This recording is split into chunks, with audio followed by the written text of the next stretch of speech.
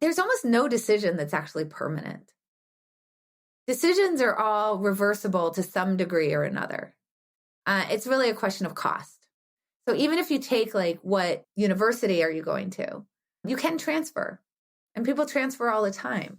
There's a cost to transferring, but it turns out that the cost of transferring is actually kind of low because credits transfer. So it's actually less expensive than you might think to transfer colleges. But people don't really think about that when they go into the college decision. And then they get in this horrible anxiety and analysis paralysis. And who am I going to, which one am I going to choose? Because they forget about the reversibility. And there are people who are really poring over dating profiles and really stressed about whether they should go on a date with someone or who should they choose to go on a date with or whatever. Because I think that we tend to think about these things as much more permanent and final than they actually are. But dating is, by definition, super quittable. You go on a date with somebody, nobody says that you have to go on a date with them again. You can quit. I'm Srini Rao, and this is the Unmistakable Creative Podcast, where you get a window into the stories and insights of the most innovative and creative minds who've started movements, built thriving businesses, written best-selling books, and created insanely interesting art. For more, check out our 500-episode archive at unmistakablecreative.com.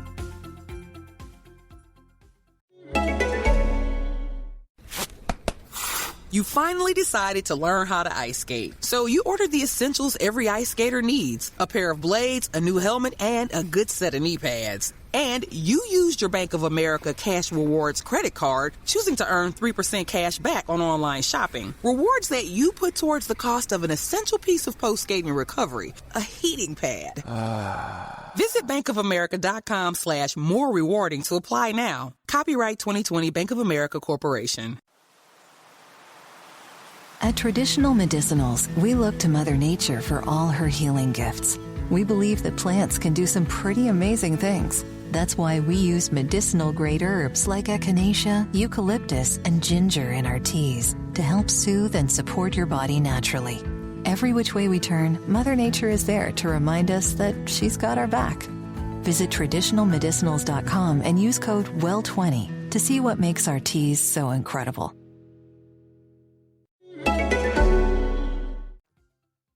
Annie, welcome to the Unmistakable Creative. Thanks so much for taking the time to join us. Well, thank you for having me back. Yeah, it is my pleasure to have you back here. So to me, I think it says a whole hell of a lot about a guest when we have them back a second time because, their first conversation resonated with me so much. Your first book, Thinking in Bets, one of those things that has played a huge role in my life ever since our conversation when I think about all the decisions I've had to make. And now you have a new book, How to Decide, with a really, really, powerful framework for making important decisions. But before we get into that, I want to start by asking you, what social group were you a part of in high school, and what impact did that end up having on the choices you've made throughout your life and your career?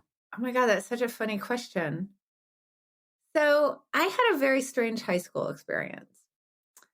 My father grew up in West Philadelphia. This is important for the group that I'm in high school. I promise I will get there. So my father grew up in West Philly.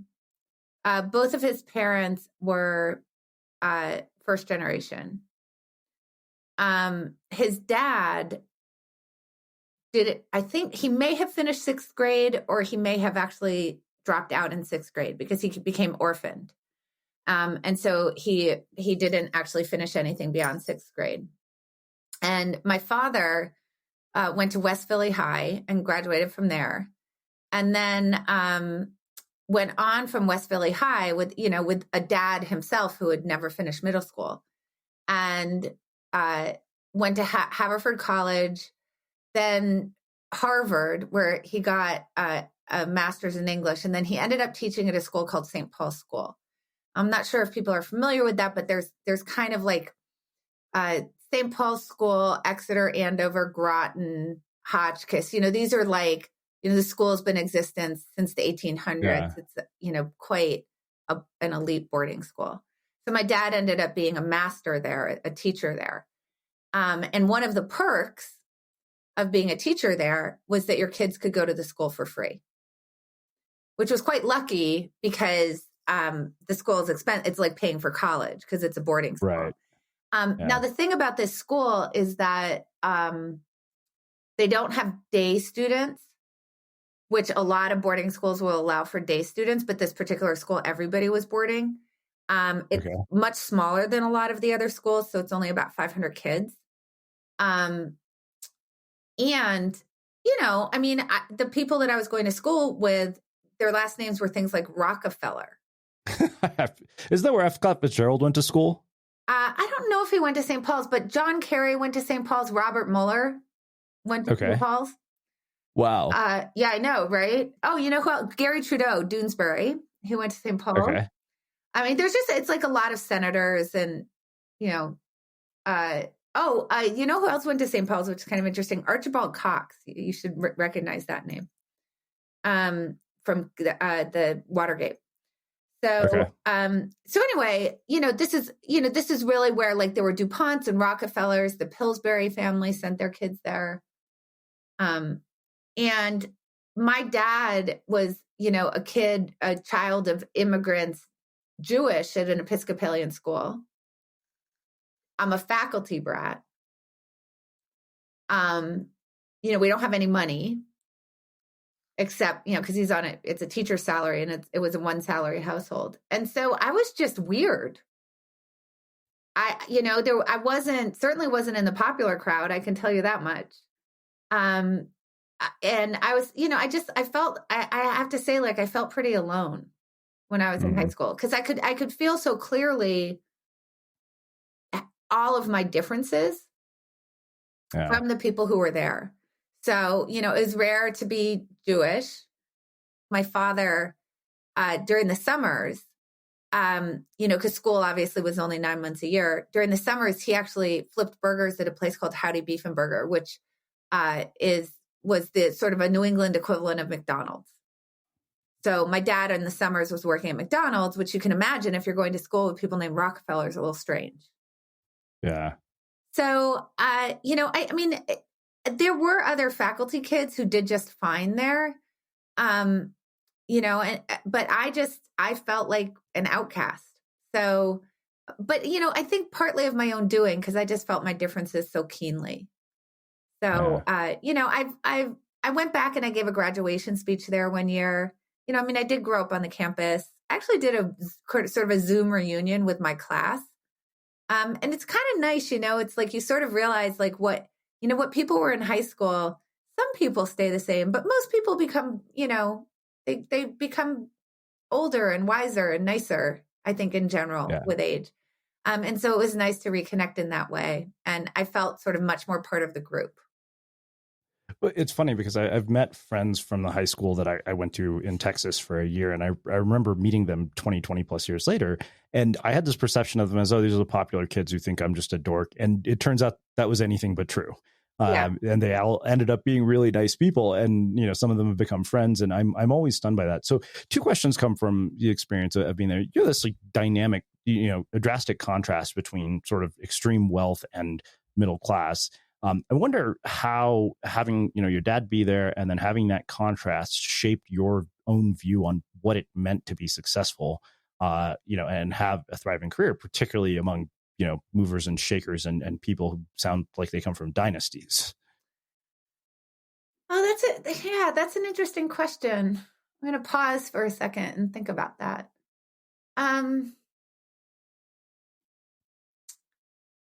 Well, I mean, so let me just say sort of as background from that school at that time. I mean, I think that people have, it's not so much like this anymore, but people have talked about, this idea of like, once you sort of get into that leg up, how much of a leg up it gives you from there on, so what I mean by that is, so in my class, and it was a long time ago, it's not like this anymore. But in my class, there were about 120, 125 kids in the class, and 71 of them went to Ivy League schools. So, you were just sort of expected to go on that route. And, the admissions officers obviously had relationships with the admissions officers at the Ivy League schools. And so you were automatically going to get sort of like, and just to be clear, the people who didn't go to Ivy League schools were going to places like Stanford and Duke and Berkeley and Colby and Bard and, Bowdoin and Colgate and whatnot. So, or, it wasn't, like if a kid from that school went to Colorado College, you were like, oh, yeah. I mean, it was ridiculous. It was stupid. I mean, because Colorado College is an amazing school. But you got kind of a skewed view of what that was supposed to look like. And I think in a lot of ways, a skewed view of sort of what your own responsibility in that accomplishment was. Which I think, I mean, it's interesting because obviously you still have to do the work, right? But the chances that you actually end up in that position at such a great university are just so much higher. And I think it's hard for kids not to view that as something that they earned. And not to understand that you both earned it. And, just through the accident of my birth, right. And my father going there, that I just had such a higher probability of being able to sort of get a good start. Right. And obviously what I did with that start was my own doing, but I obviously got a good start. So I think one of the things for me was that I think because of where I grew up, I just viewed what made somebody sort of successful. A lot of it was around, sort of what did they achieve educationally? And I think from being in poker in particular, what I figured out was it's helpful, but it actually kind of matters very little to whether someone's successful or interesting.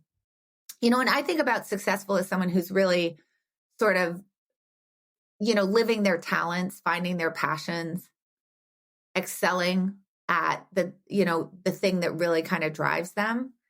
And, what I figured out through poker was that so many of the really successful, incredibly smart people who were doing really interesting things with their lives didn't do the sort of like St. Paul's to what I did, St. Paul's to Columbia to Penn or whatever. And that you were just as likely to be really interesting and successful coming out of that as not coming out of that. And that those kinds of bona fides, those things that are sort of like the merit badges of, access, that those started to matter much less to me. Yeah. So I don't know if that answers your question, but no, it absolutely does. I think it raises one more question, then we'll get in the book. So, I think that I kind of can relate because I got to go to Berkeley, son of a college professor. So a lot of similarities. I mean, obviously I didn't go to like a prep school surrounded by rich kids, but all my friends, we always joke that the dumbest people in our group of friends from high school went to Berkeley. All the rest went to Stanford, Harvard, wherever. But by the way, I had a thing like that. Like it was so expected at St. Paul's that you were going to go to an Ivy League school. And in particular, the really strong relationship that St. Paul's had was with Harvard, Princeton, and Yale. So you were kind of expected that those were going to be your first choices. And I had grown up with this weird thing where I didn't really realize it when I was growing up, but I had really internalized that expectation. I don't know that my parents were ever saying that to me explicitly, but it was so part of the culture of the school that it was like Harvard, Princeton, Yale. And having grown up on that school and sort of recognizing that Harvard, Princeton, Yale would not be all that different from the school that I went to, and in high school and the campus that I had grown up on, I decided to become incredibly rebellious. And I applied, this is so stupid. I applied early decision to Columbia, which like I felt like was so scandalous. That's hilarious. Yeah. I mean, but it's like, I think it shows you, it's like, what's your reference class? What's the size of your world? Like, what do you really think rebelling outside of that system is going to look like? And, for me, because of sort of how I had been in some ways kind of indoctrinated, that felt very rebellious to me at the time. And I was very proud of that. And I guess like when you ask me, like, what did I sort of see myself as or success? I think that one of the things that had happened when I was in high school was I kind of owned this fact that I could feel that I was very much sort of outside of what the normal kid was who went there. And I was a little bit strange. And I think that I just sort of embraced that. And I was like, well, I'm just going to be weird. And then of course, like the way that I expressed my weirdness was like, I'm applying to Columbia early decision.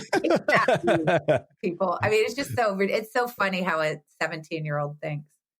Yeah. Well, so one thing that I wonder, you and I talked briefly last time about the college admission scandal, and I don't want to go into that, but when I, think about stories like your stories like mine, the word that comes up is privilege. Yeah. And what I wonder, I mean, I know you're a mother from having read your books, is, how do you maintain an awareness of the privilege and opportunities that you were given, and how does that play out in your own parenting to make sure that your kids are aware of the fact that, they're starting with a leg up? I mean, like I said, I started with a leg up with the son of a college professor. And, as one of my old mentors used to joke, if you're Donald Trump, you're starting on third base. Right.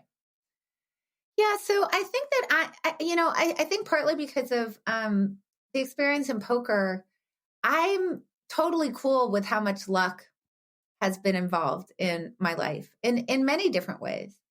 I'm also aware, by the way, that sometimes things that feel like good luck are actually bad luck. And sometimes things that feel like bad luck are actually good luck. It just takes some time to figure out which it is. Mm-hmm. So the way that you feel about it at the time might be very different than the way that you feel about it after the fact, like years later. So like an example of that for me is when I got sick at the end of graduate school and I had to take a year off from going out for a tenure track position. That's when I started playing poker. And of course, at the time, it felt very unlucky. But in retrospect, sort of with time having passed and getting a different, view on it, obviously I see that as lucky. And I don't think that makes any of my accomplishments less accomplished, So I feel like what happens is that I feel like people aren't good at the mix, if this makes sense. So what I feel like is that people sort of either feel it has to be, you have to either attribute it all to luck or you have to attribute it all to skill. And I think that this is a problem that gets into these privilege conversations because there's no question, like I was born, I wouldn't say on third base, but I was certainly born on second base. Right. And then I sort of ran around the bases from there, but I had a big head start and that's okay with me. Right. Like I acknowledge that and I know that. And I try to obviously do the things that I can to make sure that I'm a good citizen in the world. And I'm trying to hope that help other people have that same access, which I think is really important. But so I feel like people either say like, no, it's all my hard work and don't tell me that I started with an advantage because that feels like you're taking credit away from me. Or there are people who kind of go into the sort of like, well, it's all privilege, so I can't own my own successes at all. Yeah. And I just feel like people need to have a more nuanced conversation about it, right? Which is that of course, like, look, it's not just the privilege that I have today, but like, I wasn't born in 1600. That's like a really big deal. That really helped me along. So I'm perfectly happy to say that I've had a lot of luck in my life and a little bit of skill, and I've done a good job with a little bit of skill that was going to contribute to the way that my life turned out. I'm totally fine with that. Yeah. Well, I think that makes a perfect segue to actually getting into the concepts in the book. But first off, why was this the natural sort of follow up to Thinking in Bets? Like, what led to writing this book?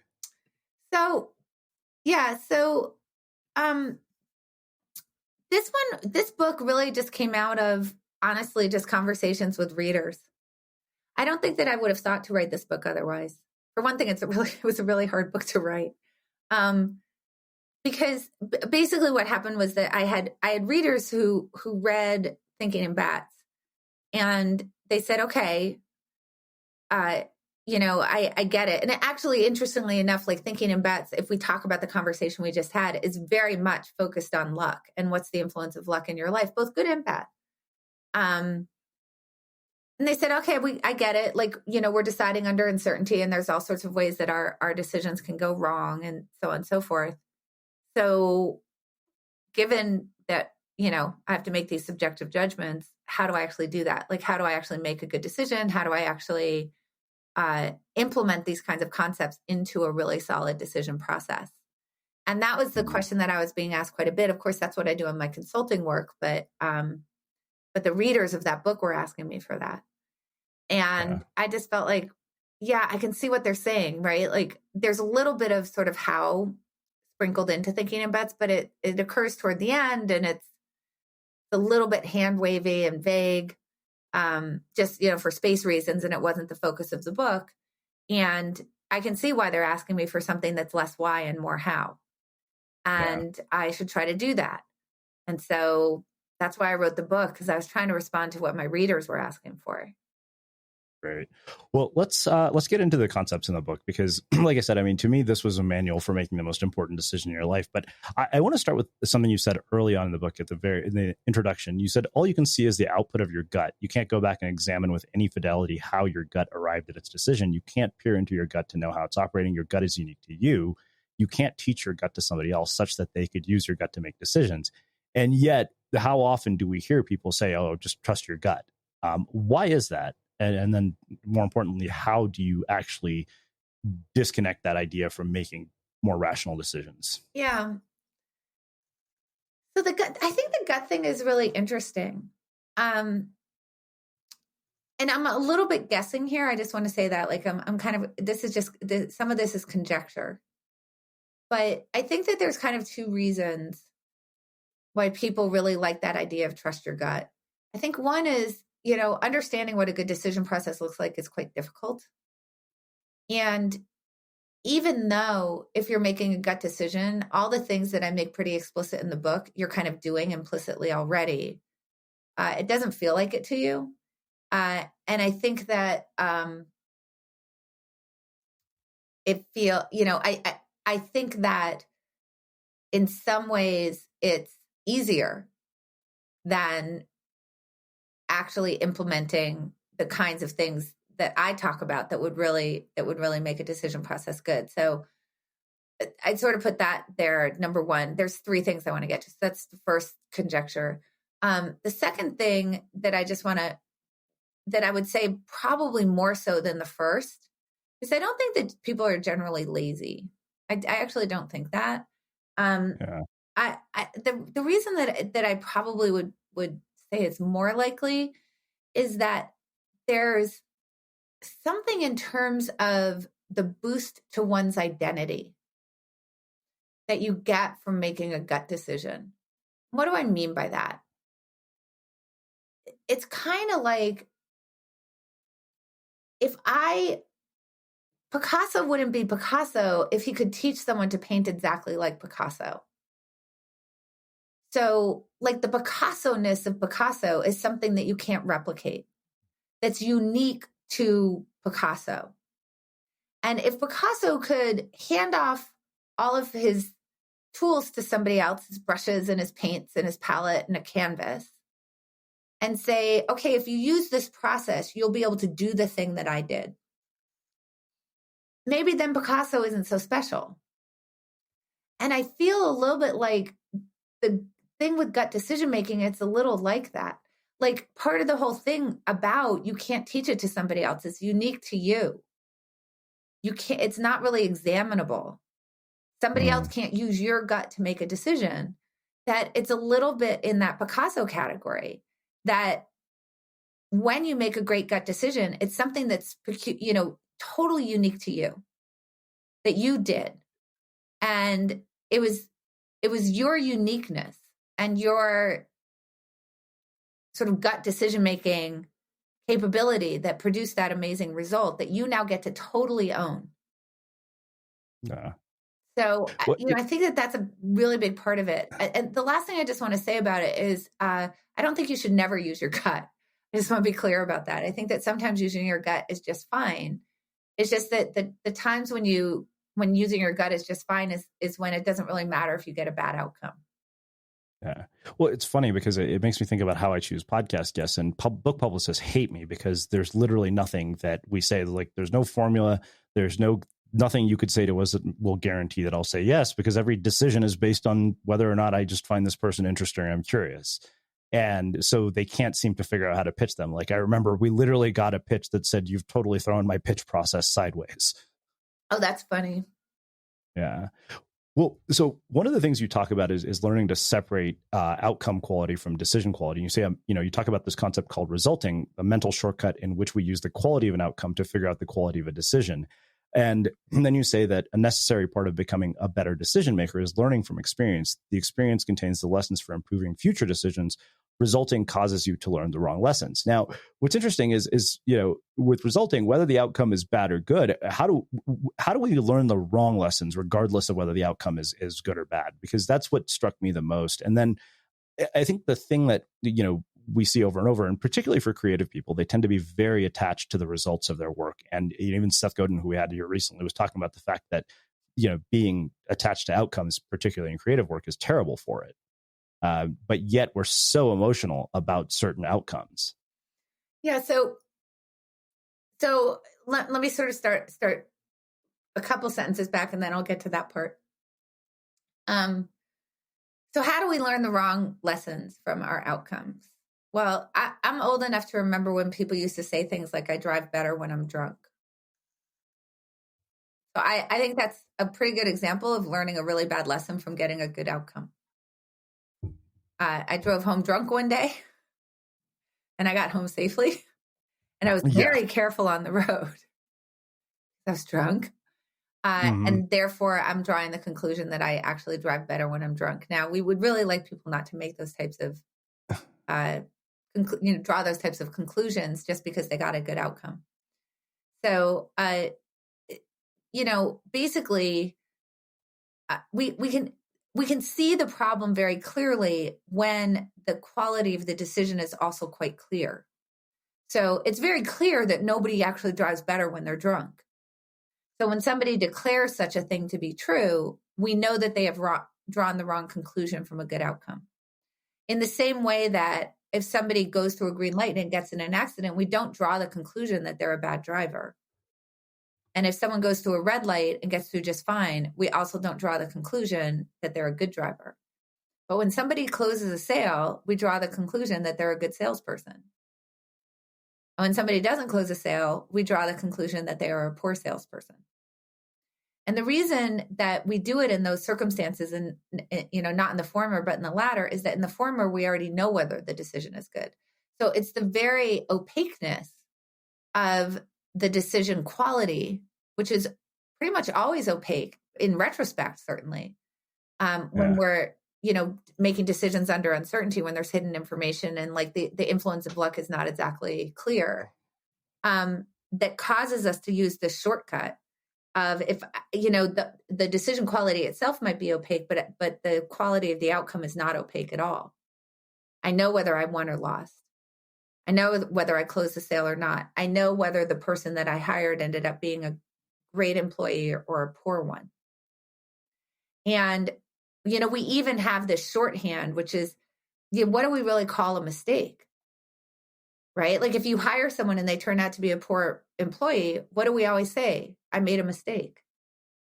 But we know that depending on how you measure it, somewhere around 50% of hires just don't work out. And, the reason is that you're hiring somebody with very limited information.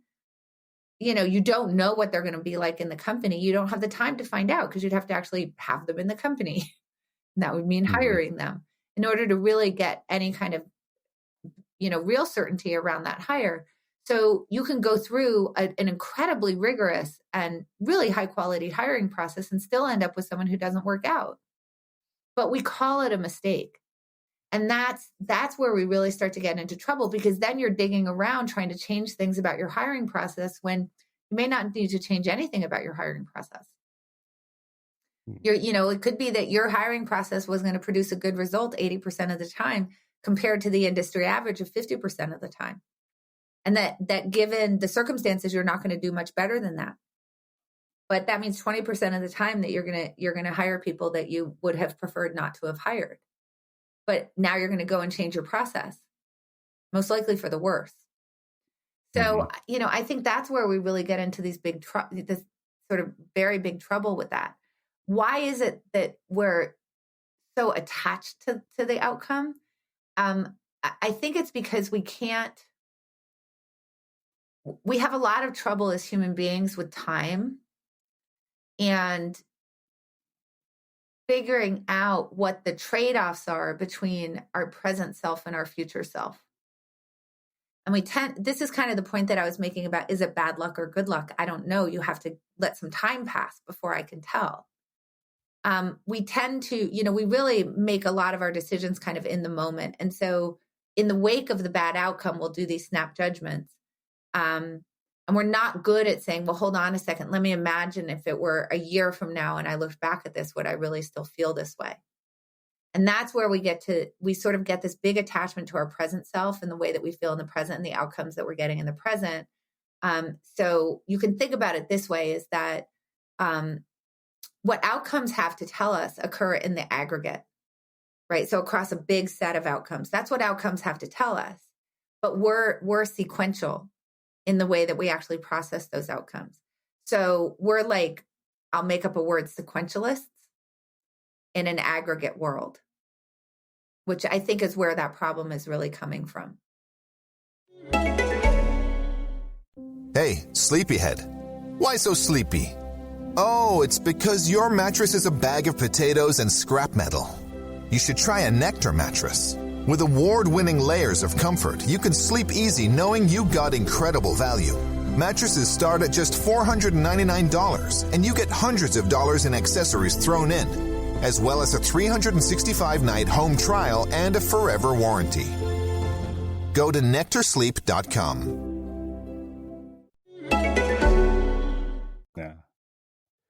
So let's talk about this concept of hindsight bias. You say, hindsight bias makes you feel like the outcome was much more predictable than it was. And this can cause you to repeat some low quality decisions, stop making high quality decisions.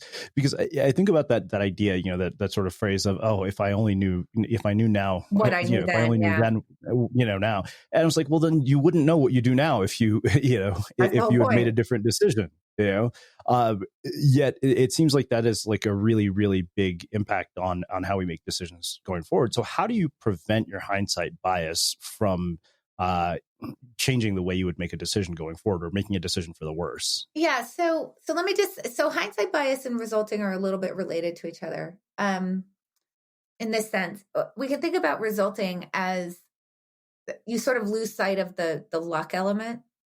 That there's lots of different ways that any decision that you make could turn out. I go through a green light, I could get in an accident, I could get through just fine. And even outcomes that might have a 5% of a chance of occurring are going to occur 5% of the time. And you're going to see those 5% of the time. And yet we'll assume if we get a bad outcome, even if it was only 5% to happen, that it must have been a mistake. So that's kind of the resulting problem. The hindsight bias problem is actually a problem of the other form of uncertainty, which is limited information. So when you make decisions, you only know what you know. And then after the fact, information will reveal itself to you and will feel like sort of one of two things: that we should have known that would be the case, or that we did know it. So here's a very simple example that actually happened to me. I was in a grocery store and a woman was talking on the phone and she had an accent, and a man said to her, "Oh, are you Italian?" And she said, "No, I'm Greek." And he said, "I knew it." So I feel like that's the best example of hindsight bias I've ever seen, because obviously he didn't know it. He asked her if she was Italian. Right. Yeah. Like it literally happened in a split second. But this is happening all the time. Like how many times have people had someone in their life say, "I knew it all along," when you're like, no, you didn't know it all along. Yeah. Right. I knew that was going to happen. So how you solve it is actually, so here, I think this is a really good example that gives you a sort of glimpse into how you might solve this. So if we think about the last election, not the one we just had, but 2016, we all know that Hillary Clinton lost Pennsylvania, Wisconsin, and Michigan. And she lost those three states by a combined total of 88,000 votes across the three. So very close. You can imagine, if the vote had been taken on a different day, who knows? Maybe Trump would have won by more, or maybe Clinton would have won them. We don't know, but it was close. So obviously, you feel like those 3 states could have gone either way. But the interesting thing about that was that when you look at what was written about it, once she had lost, what you see is a lot of people really talking about just all the mistakes that her campaign had made in not going and campaigning in those 3 states enough. So I don't know if people remember, but she was spending quite a bit of time in like Arizona, in Georgia, in North Carolina, in Florida, in Virginia, actually, and New Hampshire. And these were states, and some in Ohio, these were states that were polling very close, kind of toss-up-y. But the polls in Pennsylvania, Wisconsin, and Michigan were quite wide. I think Pennsylvania might have been the closest. It was like 4 or 5 points, something like that. But Michigan and Wisconsin she was polling quite far ahead. So now, of course, she ends up losing those states. And you see, I mean, this has been going on for like 3.5 years or something, that people are talking about the huge mistakes that she made in not campaigning there. But what we have to think about is, what was the knowledge that she had at the time that was informing the decision that she made? And of course, the knowledge she had was the polls. And people need to sort of put themselves into the state of mind, because this is kind of where it gets tricky, because it's hard for us to remember what our state of mind was at the time. But we did not know at the time that there was a big polling error. Up until the 2016 election, the polls have been pretty good.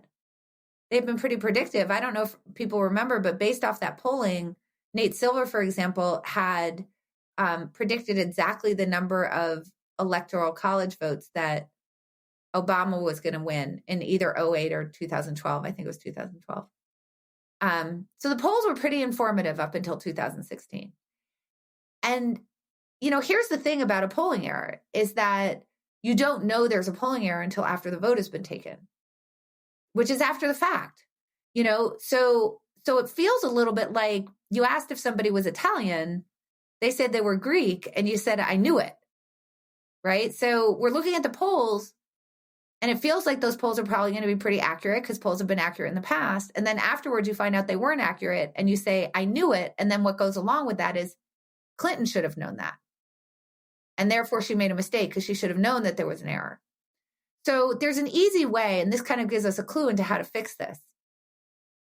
There's an easy way to figure out if Clinton should have known this, which is to say, elections are about as crowdsourced as you can get, right? Like every political pundit and consultant and, data analyst from Silicon Valley who's writing on Medium, whatever, like everybody's analyzing strategy. So if there was some way to know that this polling error had occurred before the fact, one would suspect that there would be quite a bit written about this, that there would be people writing and saying, everybody better watch out, because there's a really big polling error in Michigan, Wisconsin, and Pennsylvania, and Clinton should be campaigning there. But when you actually go and search for an article of that type, it's crickets. In fact, the articles that you do find are critiquing Trump for campaigning in Pennsylvania specifically.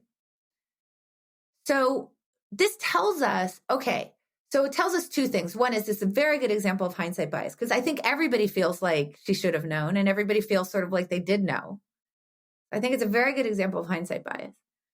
But the other thing is it tells us how to fix it, which is, why do I know that that's an example of hindsight bias? Because I can Google it. Because I can go and I can look at the evidentiary record and say, what is the knowledge that people had at the time? Was it reasonable to assume that she could have or should have known this? And given what the inputs into her strategy were, which were the polls, and what we knew about the polls at the time, were her strategic decisions reasonable? And once you do that, you realize, yes, they were actually quite reasonable. Now, that means that what you want to do is, as kind of like a second choice, actually take some time when you're thinking about a past decision to try to reconstruct in a rigorous way what you knew beforehand and what revealed itself to you after the fact. So in the Clinton case, assuming that I couldn't go back and look at what people were actually saying, I could say, beforehand you had the polls, and then after the fact, after the vote was taken, you saw there was a polling error. So I can see what was revealed afterwards, right? And you can do that with your own decisions, right? So you hire someone and they're not good. You can say, well, what did I know about them before the fact? How did they compare to other candidates that I had seen before? What did their CV look? How did their look like? How did their interview go? What did their references say? And then what revealed itself after the fact? So that's something you can do in retrospect. Now, the thing is, of course, that your first choice is to keep a good record of your decisions at the time so that you're not having to go back and reconstruct all of this. And the more that you can actually build that into your decision process, the more that you're going to be able to spot these kind of Clinton-like mistakes. Well, let's talk about the decision multiverse. You said a number of things here that really stood out to me, but one of them in particular struck me. You said, a single outcome doesn't generally tell us too much about whether a decision was good or bad, but we act like it does. We act like one coin flip is enough. That's the paradox of experience. And when I read that, it's funny because we had Allison Traeger here who wrote a book about risk called An Economist Walks into a Brothel. I think she's also a portfolio author, but I remember telling her about this. And I said, listen, it's like, so this is the most ridiculous example, and I'm going to probably anger all the listeners in our audience who have small dogs. But at a certain point, it's like, okay, every woman who's ever come into my life who's had a small dog has made a mess of it, whether it's a friend or a girl I've dated. So now it's like, oh, you own a small dog, swipe left, which is, ridiculous. But, I remember asking her about this. So in the context of that, when you think about the paradox of experience with that as your example, what would you say to me? Yeah, gotcha. So, yeah. Okay. So the question is, this is really like a sample size question, right? Yeah. And is the dog the signal, or is something else a signal? Although the dog could be correlated.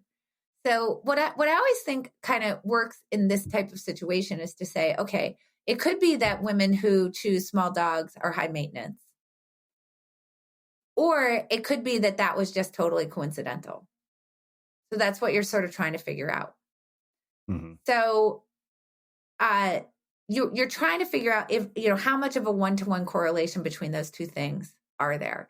So in this particular case, first of all, let me just say, I don't think it's a big deal because I don't think that it's high stakes. Like, it's not a big deal if you just start swiping left on people who own small dogs. Let me just say that. So one of the things that I always say is, like, I always try to think about, well, what's the impact of the decision, and should I really care about this particular decision? And the answer here is, if you're swiping left on people with small dogs, it probably is not going to affect your life very much. But let's assume it did. Let's assume it was much more important to you. Then I would specifically try to tease that apart and think about what are the features that were correlated. In other words, I would actually go back and look at their profiles. Mm-hmm.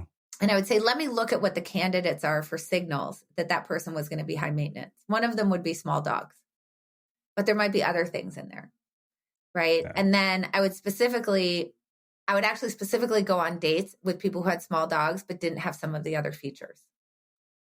Okay. And then I would also go on some dates with people who had some of the other features but didn't own a small dog. Uh-huh. But by the way, this in particular is kind of a good strategy in general for life.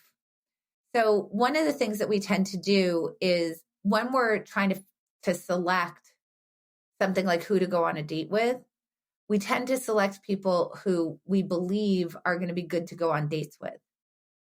That makes sense, right? Yeah. The problem is that it's not very informative if you go on a date with someone who you think you'd like to go on a date with, and it turns out that you did like being on a date with them.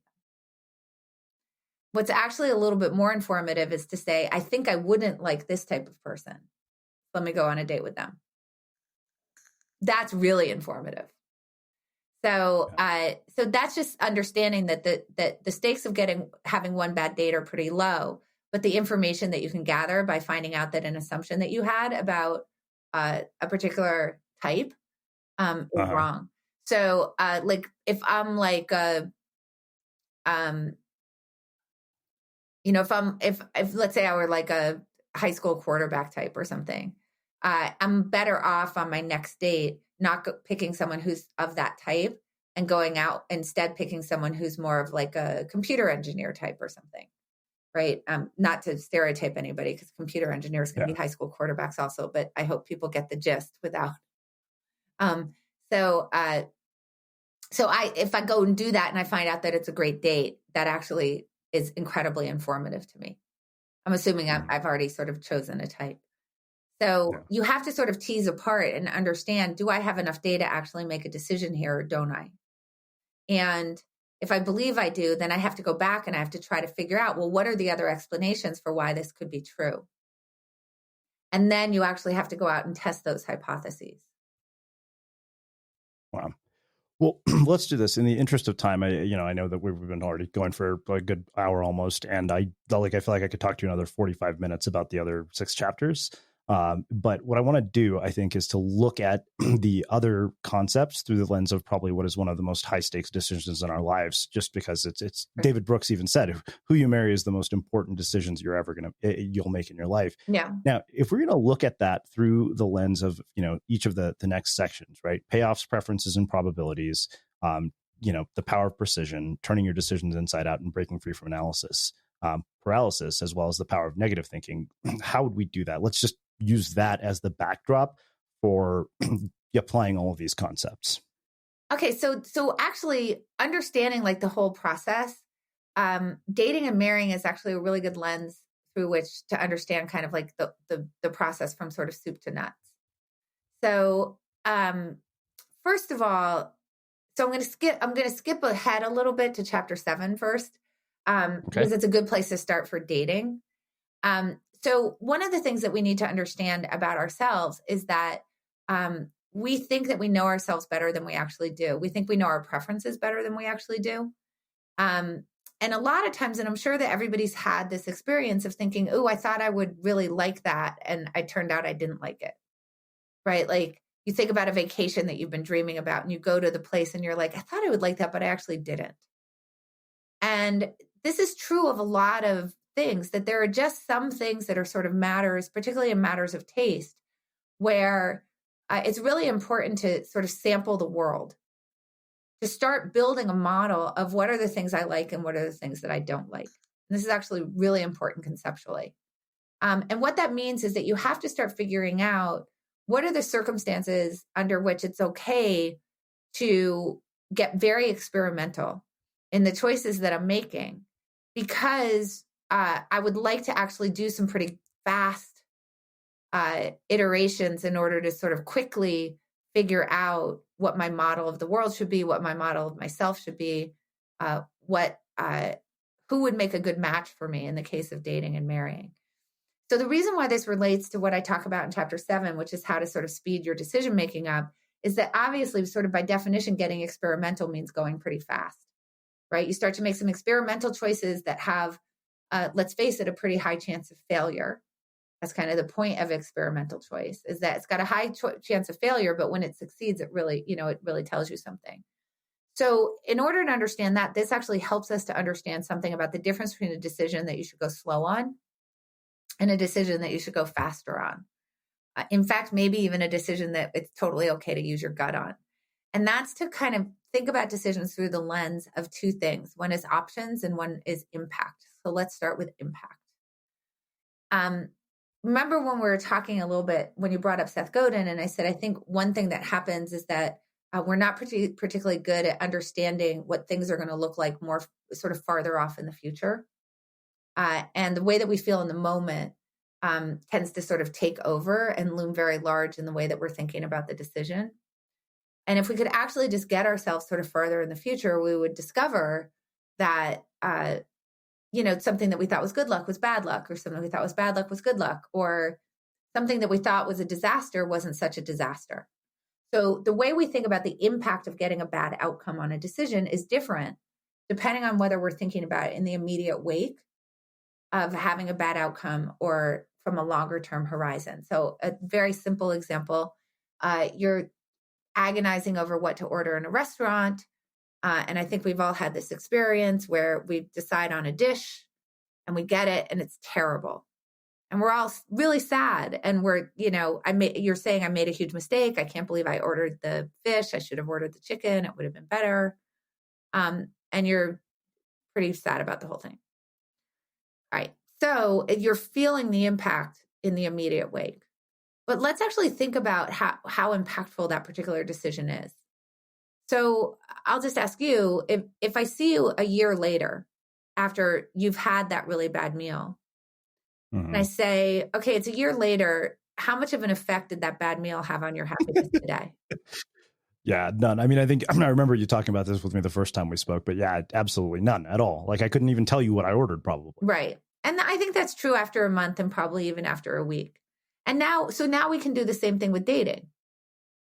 You go out on a bad date and I see you in a year and it's a bad date. Like maybe you even left in the middle. Maybe someone called you up with a quote unquote emergency, right? Yeah. You left the date in the middle. So it wasn't a good date. And I see you a year later. I say, you remember when you had that bad date a year ago? How much of an effect did it have on your happiness today? Almost none. Right. So what that tells us is that things like going on a single date, what you order in a restaurant, what movie you choose to see, what you choose to wear for a day, a whole bunch of things that go into this category are not particularly high impact decisions. And what I just did was something called the happiness test, which is saying to yourself, let me think about whether this impacts my happiness in a year. And then you do the same thing and say, what about in a month? What about in a week? And the shorter the time period is in which you would say, this really isn't going to have much of an impact on my happiness at all, the lower the impact of the decision. Why is that important to do that? Well, because as we think about how experimental are we getting, how quickly are we deciding, how much are we doing like a full, thoughtful, blown out process in our decision making versus doing something that's a little bit more down and dirty and quick. What we recognize is that when we go to save time, in other words, we decide fast, one of the results of that is that we're probably decreasing our accuracy. In other words, we're making it more likely that we get an undesirable outcome. But if the thing that you're deciding about isn't going to affect your happiness much at all in a week or a year or a month, then it doesn't really matter that you're increasing the chances that you're going to get an undesirable outcome. So therefore, you should go very quickly. So the idea is swipe right on a lot of people. Swipe right is the good one, right? Yeah, swipe right on a lot of people, go on a lot of people. Because it doesn't really matter very much. And I think that people spend a lot of time trying to figure out, is this someone I'm going to really like going out on a date with? Because they're so afraid of having a bad date. But who cares? And basically this should be a thresholding issue, right? It's like, I have a certain amount of time to go out on dates. So how many dates am I going to be able to go on a week? And then figure out, what the threshold is for filling that time with people that you can go on dates with. And specifically, choose people that you think are going to have a high rate of failure occasionally. This is actually really important. Choose people who are out of type, who you imagine you might not like. Because it's only a date. It's not going to have a big impact on your life. And you're going to find out a lot when it turns out that it was actually good and it went against expectations. So that's number one, is go on a lot of dates. Number two, the other reason why you can go on lots and lots of dates is because another way that you can mitigate the impact of getting an undesirable outcome is to quit. So I think that one thing that happens in all sorts of decisions, whether it's like going on a date or choosing what TV series to watch, or even something like choosing a college or what job you're going to take, is that we sort of think about these things as permanent decisions. But there's almost no decision that's actually permanent. Decisions are all reversible to some degree or another. It's really a question of cost. So even if you take like what university are you going to, you can transfer, and people transfer all the time. There's a cost to transferring, but it turns out that the cost of transferring is actually kind of low because credits transfer. So it's actually less expensive than you might think to transfer colleges. But people don't really think about that when they go into the college decision. And then they get in this horrible anxiety and analysis paralysis. And who am I going to, which one am I going to choose? because they forget about the reversibility. And there are people who are really poring over dating profiles and really stressed about whether they should go on a date with someone or who should they choose to go on a date with or whatever. Because I think that we tend to think about these things as much more permanent and final than they actually are. But dating is, by definition, super quittable. You go on a date with somebody, nobody says that you have to go on a date with them again. You can quit. Yeah. In fact, you can kind of leave in the middle, as I said before. Might be a little bit rude, but sometimes the date's so bad you would do that. I you know what? I was on a date with a girl who channeled dead people because apparently that's, the kind of people who you find in Encinitas. And I like talking to people who talk to people who are alive. She basically bailed out 45 minutes in the date. I was like, thank you. She put us both out of our misery. Yeah, exactly. We probably, honestly, like in some ways we might not do that enough, right? Yeah. To just say to the other person, this date isn't going well. I assume you agree. Like we should probably both save ourselves some trouble, right? So we're probably actually, like, if you think about it, like by trying to be polite, we're probably being rude because if you're not enjoying the date, they're probably not enjoying the date either, and it would be better to get put out of your misery. But this is one of the things that we want to think about in advance of a decision is how quittable is it?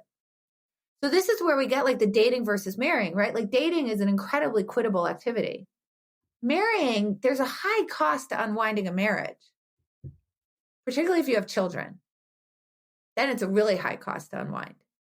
So what this tells us is that we want to go pretty fast on the dating type of decisions in our lives.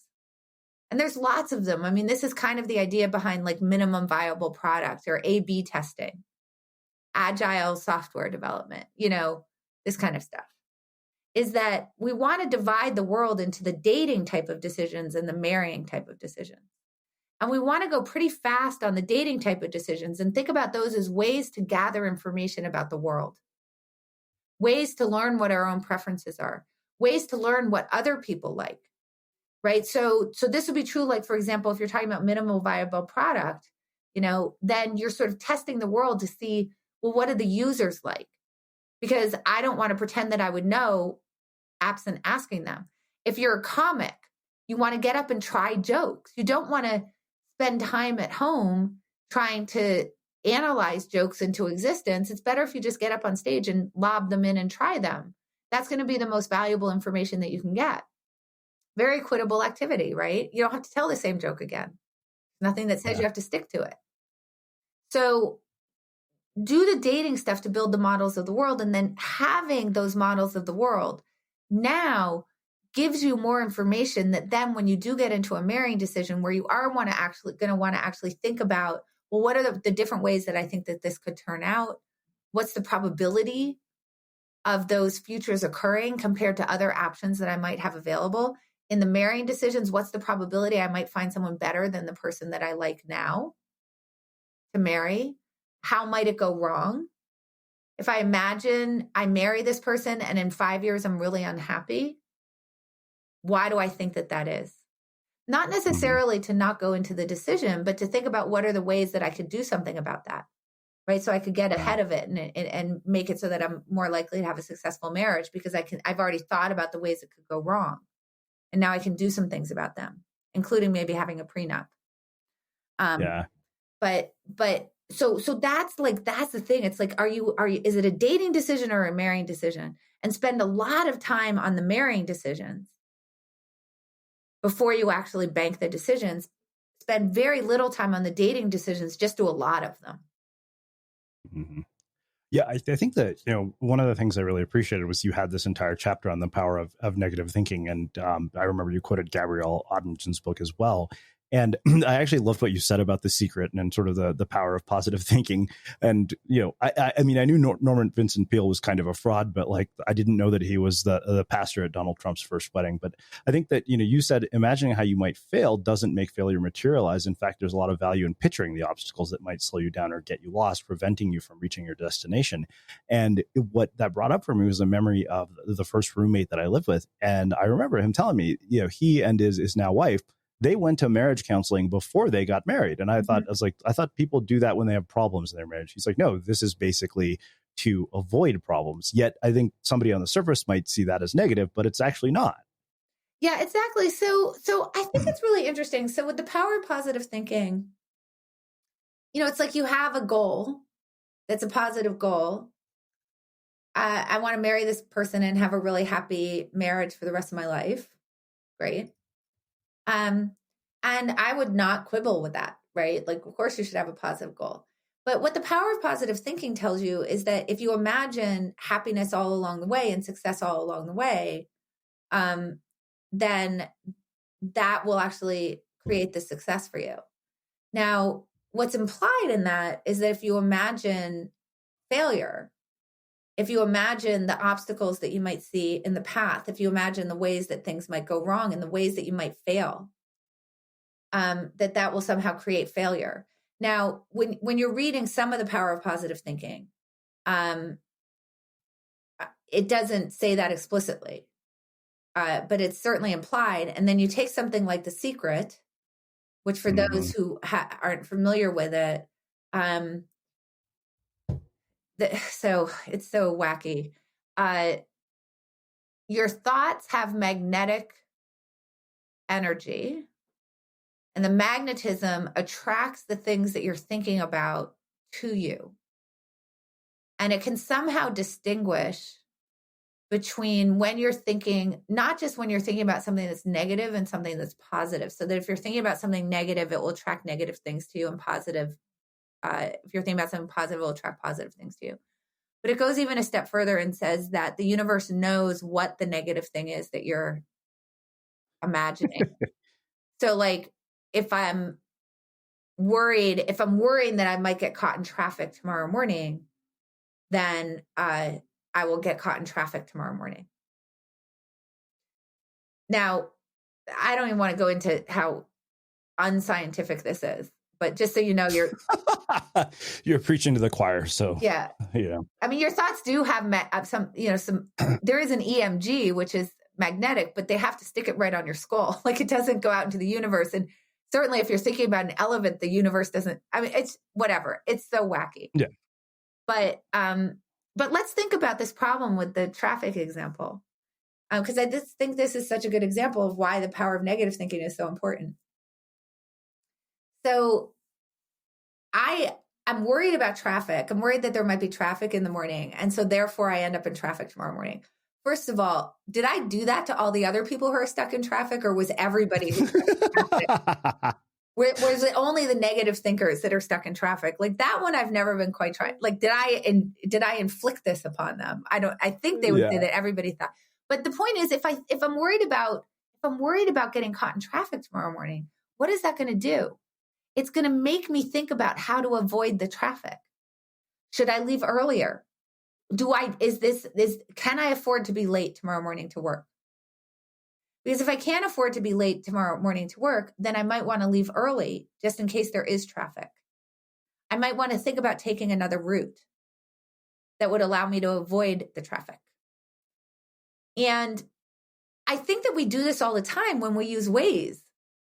Like, nobody's using a paper map anymore and saying, oh, look at the clear roads on the way to my destination. Everybody's like, hey, I'm going to turn Waze on, because Waze is going to tell me all the ways that I might fail to get to my destination on time. And this is going to allow me to do something about it. It's going to allow me to reroute.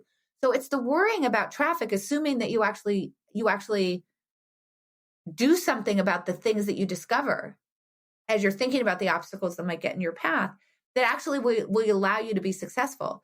So what I would argue is that somebody who's just decided that they're just going to imagine that they get to work on time, and that they don't want to imagine that the failures that might occur, that they're going to have a much higher likelihood of not making it to work on time than someone who's obsessed about whether they're going to make it work on time because they're worried about running into traffic, or they're worried about their tire blowing.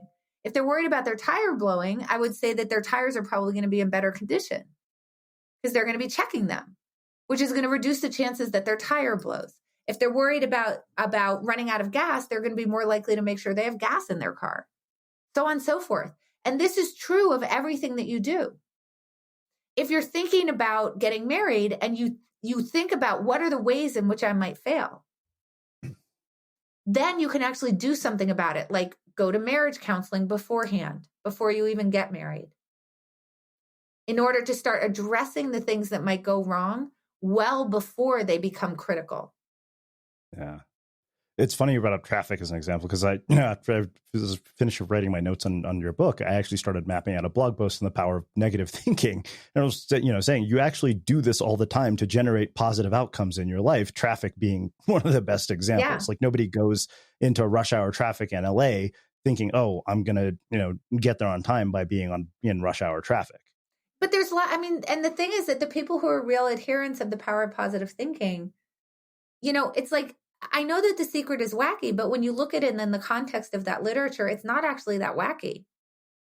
I mean, in the context of that literature, compared to the other things, the other ones might try to sound a little bit more reasonable, but it's all implied in there. And what The Secret would say to you if you get caught in traffic is that it's your own fault because you were thinking about traffic and you should stop doing that. And I'm like, oh my gosh, that's the worst advice I've ever heard. Because what if you stop thinking about, well, what happens if, what happens if this quarter I don't close any sales? What am I going to do? Why would that happen? Do I need to think about extending my runway? What are the ways in which I might fail to close sales?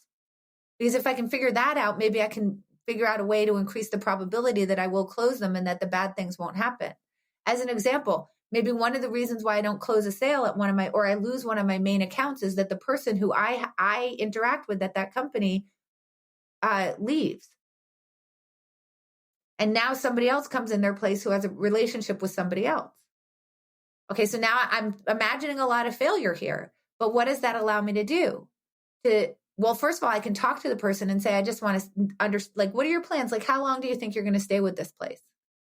So now I can go gather some information. I could find out how much of a risk it is that they're going to leave.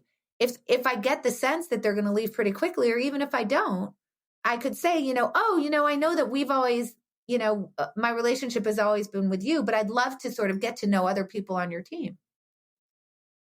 And you can expand your relationships with the people there so that you don't have one contact for your biggest account. None of that creates failure. That all creates success. Wow.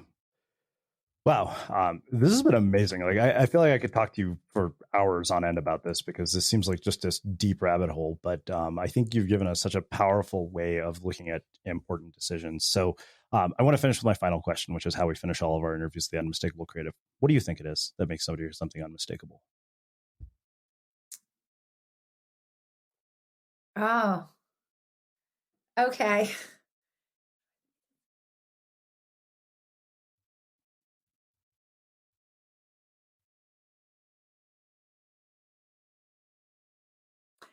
For me, I feel like it really comes down to how able is someone to actually live in somebody else's shoes. Because I think that so many things fall out of that. I think, first of all, really treating other people with fairness comes from that, right? Like that real being able to stand in their shoes and say, if I were on the other end of this deal or this interaction, would I be happy with it? Right? I think all like compassion comes from that. But I also think that for your own being and your own ability to think strategically and to be a great decision maker and to have success, it all requires that you be able to stand in other people's shoes and see the world in a way that you don't necessarily see it yourself. Be able to view things from outside of yourself. And all the way from great decision making and great strategy to like acts of compassion, I think come from that one thing. So I think that's what I would say now that you've put me on the spot. I've been known to do that to people. Well, I can't thank you enough for taking the time to join us and share your story and your wisdom and your insights with our listeners. Where can people find out more about you, your work, the new book, and everything else that you're up to? Oh, yeah, thanks. So you can always find me on Twitter at Annie Duke. You can go to my website, which is annieduke.com. And there's lots of stuff on there. You can certainly find links to the books, newsletter. You can find a video of like talks and speeches and links to talks that I've given there to get to know my work in other ways. You can also find me on Medium because I do post some things on Medium sometimes. But most importantly, in terms of annieduke.com, there is a contact form there. And I think that we talked about at the beginning of this podcast, why did I write How to Decide? And it came out of conversations with my readers. And so I actually really like it when people reach out to me. I'm not 100% on responding, but it's not because I don't find your note interesting. It's just sometimes things fall through the cracks for me, and I try not to. I'm probably about 90% to respond. And I really do try to respond to people who write to me. And I love hearing from people who've interacted with my work. It's, I learned so much from it. So I hope that people will take advantage of that who are listening to this. Awesome. And for everybody listening, we will wrap the show with that. Thank you for listening to this episode of the Unmistakable Creative Podcast. While you were listening, were there any moments you found fascinating, inspiring, instructive, maybe even heartwarming? Can you think of anyone, a friend or a family member who would appreciate this moment? If so, take a second and share today's episode with that one person, because good ideas and messages are meant to be shared.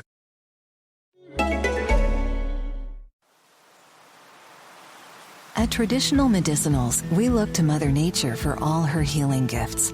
We believe that plants can do some pretty amazing things. That's why we use medicinal-grade herbs like echinacea, eucalyptus, and ginger in our teas to help soothe and support your body naturally. Every which way we turn, Mother Nature is there to remind us that she's got our back. Visit traditionalmedicinals.com and use code WELL20 to see what makes our teas so incredible.